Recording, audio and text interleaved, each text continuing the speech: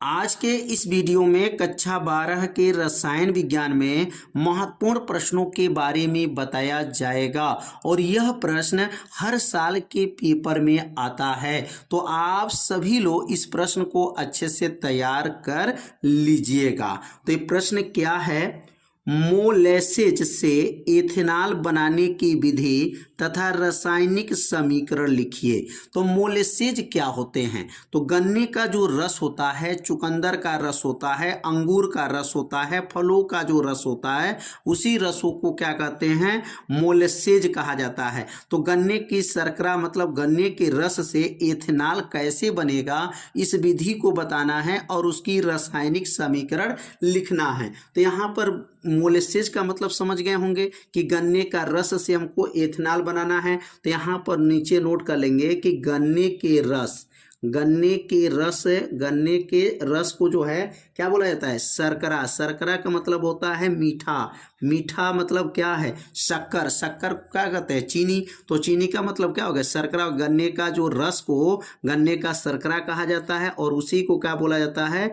मोलेसेज बोला जाता है। मोलेसेज उसी का नाम होता है। तो मोलेसेज से जो है एथिल एल्कोहल बनाना है। मोलेसेज से जो है एथिल एल्कोहल बनाना है, या गन्ने की शर्करा बोल सकते हैं, या चुकंदर का शर्करा बोल सकते हैं, फलों का जो है रस बोल सकते हैं। तो कैसे बनेगा? तो 10% यहाँ पर लिखेंगे कि 10% जो है गन्ने की शर्करा लेना पड़ेगा। 10% गन्ने की जो है शर्करा, जो शर्करा का मतलब जो गन्ने का रस है उसी को शर्करा बोला जाता है। 10% गन्ने की शर्करा के विलयन, यहाँ लिखेंगे के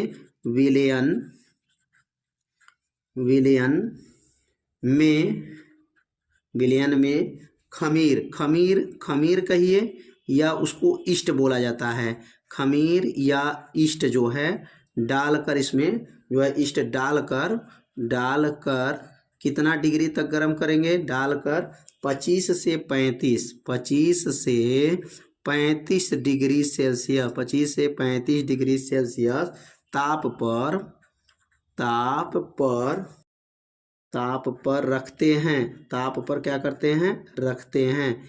मतलब गन्ने की जो रस है उसमें ईस्ट को डाल करके 25 से 35 डिग्री सेल्सियस पर जब रखते हैं तो उसमें क्या हो जाता है? किण्वन क्रिया हो जाता है। किण्वन का मतलब समझ रहे होंगे, उसमें छोटे छोटे जीवाणु जो है उत्पन्न हो जाते हैं। जीवाणु 15 से 20 घंटा में पूर्ण हो जाते हैं। 15 से 20 घंटा में क्या हो जाते हैं? वो पूर्ण हो जाते हैं, क्योंकि उसमें जब ईस्ट डाल देते हैं गन्ने के रस में तो 15 से 20 घंटा के बाद जो है उसमें किण्वन की क्रिया पूरा हो जाता है, पूर्ण हो जाता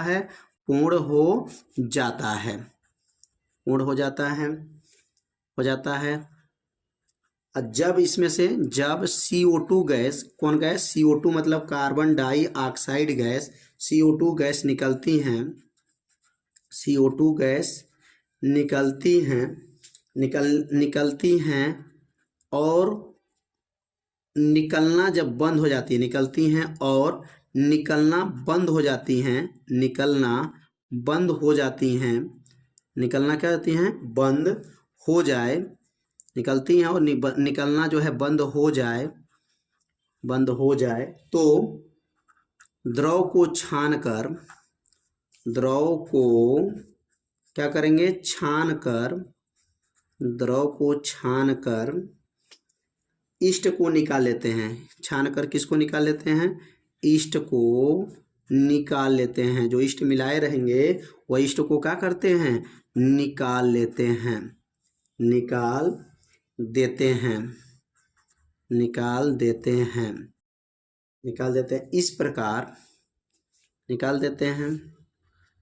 इस प्रकार प्राप्त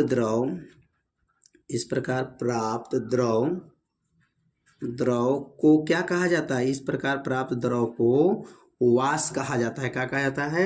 वाष्प कहते हैं।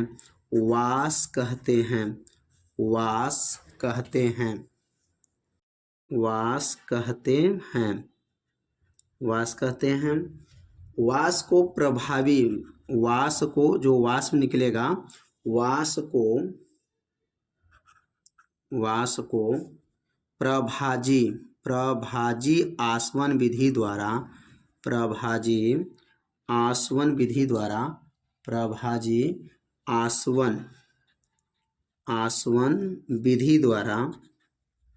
विधि द्वारा एथिल एल्कोहल प्राप्त कर लेते हैं। एथिल एल्कोहल प्राप्त कर लेते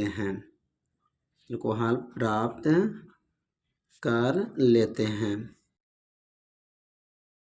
तो यहाँ पर गन्ने के रस से जो है एथिल एल्कोहल कैसे बनेगा, तो 10% गन्ने की शर्करा में खमीर या ईस्ट को डालकर क्या करना है, 25 से 35 डिग्री सेल्सियस ताप पे रखेंगे और 15 से 20 घंटा में वह पूर्ण हो जाएगा।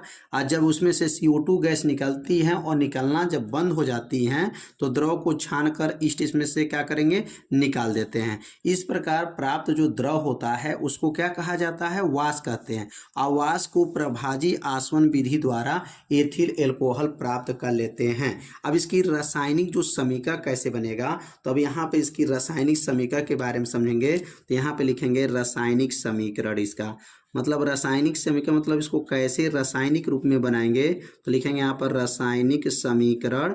और रासायनिक समीकरण के बारे में जब समझेंगे तो सबसे पहले यहाँ क्या लेना था, गन्ने के रस को लेना था। और गन्ने का रस का सूत्र क्या हो जाएगा, तो C12H जो है 22, C12H22 O11 होता है। अब इसमें पानी को डाल देंगे, इसमें से पानी को डाल करके, और यहाँ पर एंजाइम भी आपको याद रखना है कि इसमें एंजाइम भी लेना है। यहाँ पर ईस्ट रहेगा, यहाँ पर ईस्ट को मिला लेना है। ईस्ट को मिला करके कौन सा एंजाइम रहेगा, इनवर्टेज जो है, इनवर्टेज एंजाइम के उपस्थित में जब गर्म करेंगे तो यहाँ कार्बन 6 और कार्बन जो है 6, हाइड्रोजन 12, ऑक्सीजन 6, ग्लूकोज हो जाएगा। और यहाँ बनेगा फ्रक्टोज। तो कार्बन 6, हाइड्रोजन 12, ऑक्सीजन 6। तो यहाँ पर जो बना रासायनिक अभिक्रिया यहाँ पे इनको देना था, तो सुक्रोज का मतलब होता है चीनी। जब चीनी को जो है इनवर्टेज एंजाइम के उपस्थित में और ईस्ट के उपस्थित में जब गर्म करते हैं तो यहाँ पर क्या बनता है, ग्लूकोज बनता है। और क्या बनता है, ईस्ट बन जाता है, ग्लूकोज बनता है। और क्या बनता है, फ्रक्टोज।